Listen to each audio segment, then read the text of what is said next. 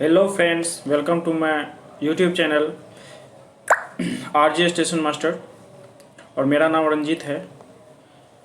और आज हम डिस्कस करेंगे आरआरबी एनटीपीसी चेन्नई जोन के लेवल 6 यानी कि स्टेशन मास्टर के ट्रेनिंग डेट के बारे में। और इसमें कुछ पॉइंट्स है, जैसे कि ड्यू डॉक्यूमेंट के बारे में बहुत ही कम समय दिया गया है कैंडिडेट को।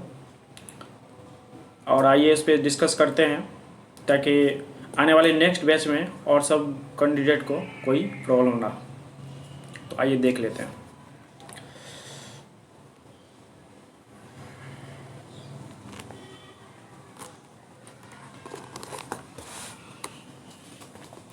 सबसे पहले तो आपको मालूम ही है कि चेन्नई जोन में स्टेशन मास्टर के पद के लिए 601 सीटें थी, जिसको कि 3 डिवीज़न में कन्वर्ट किया गया, यानी कि शिफ्ट किया गया। और पहला डिवीज़न है जैसे चेन्नई, जिसमें कि 134 स्टूडेंट को सिलेक्ट किया गया। और फिर दूसरा है सैलम डिवीज़न, जिसमें कि कुल 126 स्टूडेंट को सिलेक्ट किया गया। और फिर तिरची डिवीज़न में लगभग 215 स्टूडेंट को शिफ्ट किया गया है। तो इससे पहले तो सभी को कॉल लेटर भेज दिया गया और रिपोर्ट करने के लिए बोला गया। हालांकि इससे पहले कैंडिडेट के मन में भ्रम भी था कि चेन्नई जोन में 6 डिवीज़न है, लेकिन ऐसा बिल्कुल नहीं है दोस्तों। स्टेशन मास्टर के लिए सिर्फ 3 ही डिवीज़न है, चेन्नई, सैलम और तिरची। और सभी को कॉल लेटर भेजा गया था पिछले मंथ में, जिसके सभी को बोला गया था रिपोर्ट करने के लिए। तो मेरा जैसे तिरची डिवीज़न था, तो हम 23 नवंबर को रिपोर्ट किए। और रिपोर्ट करने के बाद सारा डॉक्यूमेंट हम वहाँ सबमिट कर दिए। और वहाँ पे बोला गया कि ठीक है, आप घर जाओ और सभी को कॉल या मैसेज के द्वारा इन्फॉर्म किया जाएगा, फिर ट्रेनिंग के लिए आना है। और सभी का ट्रेनिंग एक ही साथ होगा। तो मेरा एक दोस्त है तिरची में ही, तो हम उसी के, वो भी रेलवे स्टाफ है, तो उसी के क्वार्टर पर रुके हुए थे। लेकिन फिर ये 6 दिसंबर को एक नोटिस आता है, और ये देखने के बाद जो है सभी को सरप्राइज मिलता है, क्योंकि इसमें एक साथ ट्रेनिंग नहीं करा के बैच वाइज लिया गया है, जिसमें कि सभी का एक साथ ट्रेनिंग होता तो अच्छा होता, क्योंकि सभी का एक साथ सभी कुछ हो पाता। क्योंकि बैच वाइज लिया गया है, इसमें लॉस तो कैंडिडेट को है। पहला ये कि जो इसका सीनियरिटी लूज होगा, फिर जो है जितना डिले होगा उतना उसका सैलरी भी जाएगा। लेकिन क्या कर सकते हैं, हो सकता है कि ट्रेनिंग इंस्टीट्यूट में सीट का कुछ प्रॉब्लम हो या फिर इतना ही वैकेंट हो। तो पहला बैच जो है 120 कैंडिडेट का सिलेक्ट किया गया है, जिसमें कि 12 दिसंबर से उन लोगों का ट्रेनिंग स्टार्ट होगा, जिसमें कि उन लोगों को 9 को बोला है कि रिपोर्ट करने के लिए। इसमें पहला है चेन्नई डिवीज़न से 55 सीट अलॉट किया गया है, जिसमें कि टोटल चेन्नई जोन में 134 सीट हैं, जिसमें कि टॉप यही सीरियली नंबर का टॉप जो 55 है, ऊपर से 55 स्टूडेंट को सिलेक्ट किया गया है चेन्नई जोन से। फिर ये सैलम डिवीज़न है, सैलम डिवीज़न में टोटल 126 हैं सीट। 126 कैंडिडेट में टॉप से ये 20 कैंडिडेट को सिलेक्ट किया गया है, जो कि ये लिस्ट है सैलम डिवीज़न का, देख सकते हैं आप। और फिर तिरची डिवीज़न से टोटल 215 स्टूडेंट है, जिसमें कि 45 सिलेक्ट किया गया है। और तिरची डिवीज़न में ऐसा है कि लिस्ट नहीं निकाला गया है, लेकिन फिर भी आपको हम दिखा सकते हैं कि किस तरह से यहाँ लिया गया है। यहाँ पे सभी को कॉल लेटर भेजा गया था। कॉल लेटर में जी फर्स्ट में जैसे मेरा है 158/375, तो मतलब ये हुआ कि मेरा तिरछी डिवीज़न में 158वां रैंक है, 215 में 158वां रैंक है, और टोटल चेन्नई जोन में 375वां रैंक है। ठीक है, तो इस आधार पे जो है मतलब लिया गया है। तो जिसका रैंक 1 से स्टार्ट हुआ होगा तो ऐसे ही करके टॉप से 45 स्टूडेंट को तिरछी डिवीज़न से लिया गया है। तो इस तरीक़े से ये पहला बैच शुरू होने जा रहा है 12 दिसंबर से। फिर सेकेंड बैच के बारे में बोला गया है कि 26 दिसंबर से स्टार्ट होगी। टेंटेटिवली दिया गया है। तो हम जो है, हमको भी कन्फ्यूजन था, तो हम तिरछी डिवीज़न में कॉल किए थे। तो हम पूछे थे कि सर मेरा ट्रेनिंग कब स्टार्ट होगा। तो उधर से वो पूछे कि आपका सीरियल नंबर कितना है। तो हम बोले कि 158 है। तो बोला कि आपका अभी लेट है, तीसरा या चौथा बैच में आपका जा सकता है। तो मतलब ये है कि अभी जैसे 600 स्टूडेंट है टोटल और 120 का बैच बना है, तो 12 पंचे 60, तो लगभग संभावना है कि 4 से 5 बैच बनाया जाए। तो उस दृष्टिकोण से देखा जाए तो जिसका जितना नीचे नंबर है उतना उसको टाइम लगेगा ट्रेनिंग स्टार्ट होने में। तो मेरा जो है लगभग जो है बोला कि तीसरा से चौथा बैच में आपका जा सकता है। तो ये होगी। तो फिर अब समस्या क्या है कि जैसे चेन्नई जोन में 134 स्टूडेंट को लिया गया है, तो इसका सिर्फ लिस्ट निकाल दिया गया। टॉप से 55 स्टूडेंट का लिस्ट निकाल दिया गया और उसको 9 दिसंबर को बुलाया है रिपोर्ट करने के लिए। और फिर सेलेम डिवीज़न में भी टोटल 126 स्टूडेंट हैं, जिसमें कि ये टॉप से 20 स्टूडेंट को बुलाया गया है लिस्ट निकाल के कि आप 9 तारीख को रिपोर्ट कीजिए। लेकिन तिरछी डिवीज़न में क्या किया गया है कि हर एक स्टूडेंट का, यानी कि जितना भी ये 45 कैंडिडेट है, हर एक 45 कैंडिडेट का एक अलग अलग PDF निकाला गया है, जो इस प्रकार है। यहाँ पे उसको मैंने हाइड कर दिया ऊपर में, उसका एड्रेस लिखा हुआ था, क्योंकि ये पर्सनल इन्फॉर्मेशन होती है, तो इसलिए इसको मैंने हाइड कर दिया है। लेकिन इसमें मेन चीज़ देखने वाली बात है, इस तरीक़ा से जो है सबका PDF सबके नाम से निकाला गया है। और इसमें क्या प्रॉब्लम हुई है कि यहाँ पे बताया गया है, ये देखिए 7 दिसंबर को ये इशू किया गया था और 9 दिसंबर को ये सब बुला रहे हैं रिपोर्ट करने के लिए।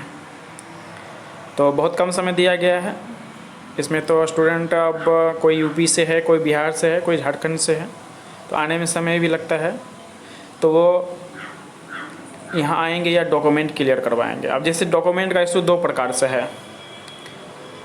पहला है कि जो डॉक्यूमेंट कोई रिक्वायर्ड रह गया है, तो कैंडिडेट को पता है कि हम ये नहीं दिए हैं, तो वो बना के रखा हुआ है। लेकिन समस्या क्या हो रही है कि यहाँ पे कुछ दूसरा जो इशू हो रहा है वो हम आपको दिखाते हैं। जैसे इसको पढ़ा जाए तो इसमें जैसे कि ये बताया गया है कि 5/11/2022 को अपॉइंटमेंट भेजा गया था, जो कि सभी रिपोर्ट किए थे। उसके बाद जो ट्रेनिंग का डेट दिया गया है, यहाँ पे बोला गया है कि 9/12 यानी कि 9 दिसंबर को रिपोर्ट करने के लिए ऑफिस में। और फिर ये ट्रेनिंग शुरू होगा फर्स्ट बैच का 12 दिसंबर से, जो कि MDZTI यानी कि ट्रेनिंग जोनल इंस्टीट्यूट तिरछी में होगा, जिसमें कि रिक्वायर्ड डॉक्यूमेंट है ऑल ओरिजिनल सर्टिफिकेट, यानी कि आपका जितना भी ओरिजिनल सर्टिफिकेट है, मैट्रिक, इंटर, ग्रेजुएशन और मार्कशीट वगैरह भी वो ओरिजिनल चाहिए। और फिर पैन कार्ड चाहिए, आधार कार्ड चाहिए और ट्रांसफ़र सर्टिफिकेट चाहिए। तो जैसे ये 4 जो है कॉमन है, लेकिन इशू ये 5वां में हो रहा है ड्यू डॉक्यूमेंट्स में। अब ड्यू डॉक्यूमेंट्स में क्या है कि कोई किसी का अगर कोई डॉक्यूमेंट ड्यू रह गया है तो वो तो ठीक है, लेकिन नया इशू क्या आ रहा है। जैसे देखिए, ये कोई कैंडिडेट है जो कि इसका बोल रहा है कि EWS certificate railway format due, यानी कि ये जो है EWS कैटेगरी में आ रहे होंगे और ये रेलवे फॉर्मेट में सर्टिफिकेट नहीं दिए होंगे, तो इसलिए इसको बोल रहा है कि EWS सर्टिफिकेट रेलवे फॉर्मेट में ड्यू है आपका। तो ये आप ये जमा कर देगा तो इसका क्लियर हो जाएगा। फिर दूसरा स्टूडेंट है, यहाँ पे देखिए कि इसमें ड्यू डॉक्यूमेंट्स में आके आप देखते हैं 5 नंबर में, इसमें दिया हुआ है bond agreement 2-3 page note green. अब ये नया इशू हो गया कि कोई भी स्टूडेंट जैसे कि हम ही हैं कि बॉन्ड एग्रीमेंट या कुछ भी दिए हैं तो हम निश्चित हैं कि हम सारा चीज़ दे दिए हैं, वहाँ पे कोई इशू नहीं किया है। रिपोर्ट के समय कुछ नहीं बोला गया, लेकिन यहाँ पे बोला गया है कि बॉन्ड एग्रीमेंट 2-3 पेज यानी कि 2 और 3 पेज जो है ग्रीन नहीं है। तो अब इसका क्या चक्कर है, तो ये तो यहाँ डिवीज़न आने के बाद ही पता चलेगा और टाइम भी कम है। 9 दिसंबर को यहाँ बोला गया है रिपोर्ट करने। अब सोच सकते हैं कि आज 7 दिसंबर को जो है ये इशू किया गया है और ये 7 वो भी शाम में किया गया है। अब 8 को कोई भी आना भी चाहेगा डिवीज़न तो फ्लाइट से ही एक माध्यम है कि जो आ सकता है, तो वो फ्लाइट से आएगा या फिर अपना इशू सॉल्व करेगा। इसलिए कम से कम 1 सप्ताह का तो कम से कम टाइम देना चाहिए डिवीज़न को भी, लेकिन ये दिक्कत हुई है। इसलिए आप भी अलर्ट रहें कि आपका क्या इशू हो सकता है। उसी में मेरा ये मोटिव है कि कोई भी प्रॉब्लम ना हो, आने वाले बैच में कोई भी स्टूडेंट ऐसा हो कि जो ऐसा कुछ इशू हो सकता है, तो इसके लिए अलर्ट रहें। जैसे और इसमें बोल भी दिया गया है कि the delay in reporting on due date for training में result in loss of seniority, यानी कि आप अगर रिपोर्टिंग में डिले करते हैं तो आपका सीनियरिटी लूज होगा, क्योंकि आपको नेक्स्ट बैच में दे दिया जाएगा तो आपका सीनियरिटी लूज होगा। ठीक है। अब तीसरा स्टूडेंट है, उसका देखिए यहाँ पे दिया हुआ है डॉक्यूमेंट, ड्यू डॉक्यूमेंट्स में दिया हुआ है सिक्योरिटी आधार। तो हो सकता है ये जो है सिक्योरिटी जो बॉन्ड पेपर पे सिक्योरिटी का साइन वाइन हुआ है उसका आधार नहीं जमा किया होगा, तो इसलिए इसको बोला गया है कि आपका जो है ड्यू डॉक्यूमेंट्स में सिक्योरिटी आधार चाहिए। ठीक है, बस इसका यही तो प्रॉब्लम है। फिर नेक्स्ट में देखते हैं, इसमें बोला गया है ड्यू डॉक्यूमेंट्स में agreement and deed bond due. तो हो सकता है इसने एग्रीमेंट और डीड इंडिमिनिटी फॉर्म नहीं दिया होगा बॉन्ड पेपर, तो इसको यहाँ पे ड्यू दिया गया है और इसको जमा करना होगा ट्रेनिंग से पहले। और फिर यहाँ पे देखिए नेक्स्ट है ड्यू डॉक्यूमेंट्स में सिक्योरिटी सिग्नेचर इन आधार। तो कहने का मतलब ये है सिक्योरिटी सिग्नेचर इन आधार का मतलब ये हो गया कि जो सिक्योरिटी का जो आधार लिया गया था उस पर सिक्योरिटी का साइन होना चाहिए, ऐसा ये बोल रहा है। तो हम भी जो जमा किए तो सिक्योरिटी में आधार का जेरोक्स तो जमा किए, लेकिन उस पर ना अपना साइन किए हैं और ना ही सिक्योरिटी का साइन है। तो ऐसा तो ये बोला नहीं कि इस पर रिक्वायर्ड है, हमको बोला भी नहीं गया कि इस पर रिक्वायर्ड है, आप जो है मतलब आपको देना होगा। लेकिन अभी अचानक से ये ड्यू डॉक्यूमेंट में बोल दिया गया। अब ये बताइए कि अब ये लड़का जो है यहाँ रिपोर्ट करेगा या फिर ये सब सॉल्व करेगा, इशू को सॉल्व करेगा, तो ये सब दिक्कत है। तो इसलिए यहाँ पे कई लड़के से बात भी हुआ तो बोला कि हाँ अगर ये सिक्योरिटी पे जो है हम अपना सेल्फ अटेस्टेड कर दिए तो ठीक है, अगर वहाँ पे बोला गया है तो वो भी कम से कम कर दिए हैं तो ठीक है। हो सकता है कि इनका वो भी नहीं हुआ होगा, इसलिए ऐसा रिक्वायर्ड मांग रहा है। दूसरा है serving as a government employ relief letter due. तो हो सकता है ये गवर्नमेंट एम्प्लॉय हो तो इसके लिए रिलीफ लेटर इसको चाहिए। Attestation on photo is not available in the prescribed format of AVS certificate. हो सकता है इसका AVS सर्टिफिकेट में जो है अटेस्टेशन फ़ोटो अवेलेबल नहीं है, तो इसके बारे में बोल रहा है। नेक्स्ट है दूसरा कैंडिडेट का दिया हुआ है OBC certificate in railway format is due. तो हो सकता है जो ये OBC सर्टिफिकेट जो है अभी तक रेलवे फॉर्मेट में जमा नहीं किया होगा, तो इसलिए इसको रिक्वायर्ड किया गया है या फिर इसको बोला गया होगा बना के लाने के लिए। तो आप भी अलर्ट रहें, आपका जो भी डॉक्यूमेंट ड्यू है वो बना के रखें। और दूसरा है कि एक cancel cheque and bond agreement due. तो इसका कैंसिल चेक भी ड्यू है और बॉन्ड एग्रीमेंट भी ड्यू है, तो ये सब डॉक्यूमेंट उसको चाहिए। और फिर जैसे देखिए अगर किसी में इशू नहीं है तो उसमें सीधा ड्यू डॉक्यूमेंट में खाली छोड़ दिया गया है, मतलब कि इसका जो है पेपर में कोई ऐसा रिक्वायरमेंट नहीं है, इसका ऑल चीज़ क्लियर है। तो इस टाइप से दिया हुआ है। और फिर यहाँ पे आते हैं तो नेक्स्ट स्टूडेंट का है कि due documents Aadhaar and pan card father name correction advice. तो मतलब है कि इसका फादर नेम में कुछ करेक्शन होगा, उसके लिए एडवाइज किया गया है।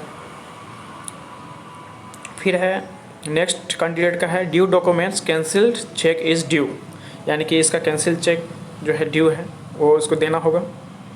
तो इस टाइप से हर एक स्टूडेंट का हर एक रीज़न दिया गया है, और जिसके लिए मेन पॉइंट ये है कि इसके लिए समय नहीं दिया गया है।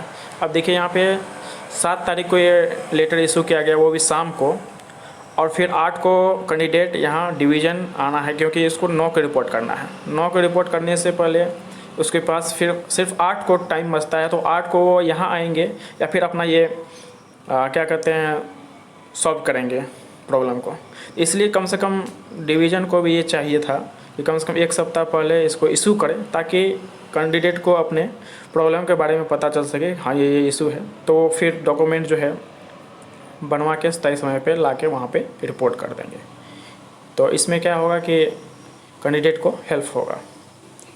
अदरवाइज़ ये होगा कि अगर आप रिपोर्ट डेट पे नहीं करते हैं तो आपका सीनियरिटी लूज होगा। हाँ ये है कि आपको नेक्स्ट बैच में दे दिया जाएगा, जिससे ये होगा कि आपका सीनियरिटी थोड़ा लूज होगा। तो ओवरऑल यही है। तो ये सब जितना भी बात है तो इस पर आप भी अलर्ट रहें कि सिक्योरिटी का जो भी आधार कार्ड है, तो हो सकता है कि आप जो है जिससे सिक्योरिटी करवाए हैं तो फिर से डॉक्यूमेंट पे अपना साइन उसका करवा के एक रख लेंगे तो ठीक रहेगा। जो करवा लिए उसके लिए कोई बात नहीं है, जो नहीं किए हैं तो वो करवा लेंगे तो सही रहेगा, ताकि बाद में कोई दिक्कत ना हो। और कोई भी ऐसा ड्यू डॉक्यूमेंट जो आपको देना है तो वो बनवा के रखिए तो सही रहेगा। चलिए ठीक है दोस्तों, और मेरा ये वीडियो अगर आपको हेल्पफुल लगा होगा तो प्लीज़ अपने भाई को सपोर्ट करें, और मेरे चैनल को सब्सक्राइब, लाइक और शेयर करना ना भूलें। मिलते हैं नेक्स्ट वीडियो में। Thank you.